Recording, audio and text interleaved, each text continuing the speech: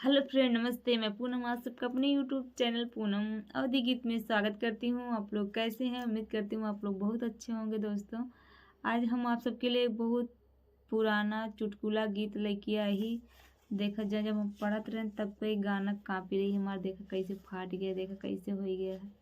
पहले से गीत लिखत रहे, देखा हमारा बहुत पुरानी कापी है, देखा कैसे फाट गया है। देखा ये बहुत पुरान गीत आ लिखे ही। आप सबका ही कैसन लागे कमेंट जरूर कर जइए। कि तोहरा इंटर के पढ़ाई हम छोड़ाई दे बना, तोहरा इंटर के पढ़ाई हम छोड़ाई दे बना, हम छोड़ाई दे बना, हो छोड़ाई दे बना, तोहरा इंटर के पढ़ाई हम छोड़ाई दे बना। अरे शीशा लेब चोराई तोहर कंघी लेब चोराई, तोहरा है पिके कि तोहरा ही पिके झराई, हम छोड़ाई दे बना, तोहरा ही पिके झराई, हम छोड़ाई दे बना, तोहरा हीरो के बनवाई, हम छोड़ाई दे बना, तोहरा इंटर के पढ़ाई हम छोड़ाई दे बना।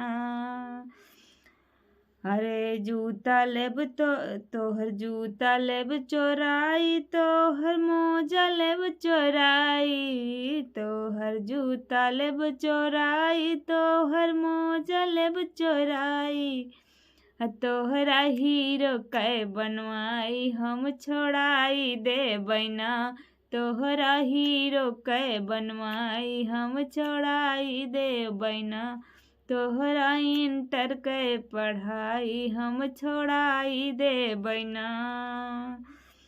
तोहरा शर्ट लेब चुराई, तोहरा जींस लेब चुराई, तोहरा शर्ट लेब चुराई, तोहर जींस लेब चोराई, तोहरा हीरो के बनाई, हम छोड़ाई दे बना, तोहरा हीरो के बनाई, हम छोड़ाई दे बना, तोहरा इंटर के पढ़ाई हम छोड़ाई दे बना, तोहरा इंटर के पढ़ाई हम छोड़ाई दे बना।